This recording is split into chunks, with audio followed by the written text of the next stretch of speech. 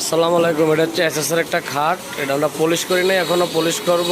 এই ধরনের খাট যাদের, এটা 5 ফিট বাই 7 ফিট, এই ধরনের এসএসের খাট যাদের লাগবে আমাদের সাথে যোগাযোগ করবেন। আমরা সারা বাংলাদেশ মালটা দিলে সম্পূর্ণ মালটা এসেছে, শুধু ছানিটা হচ্ছে লোহা। এই যে দেখেন এসএসের পায়াগুলো।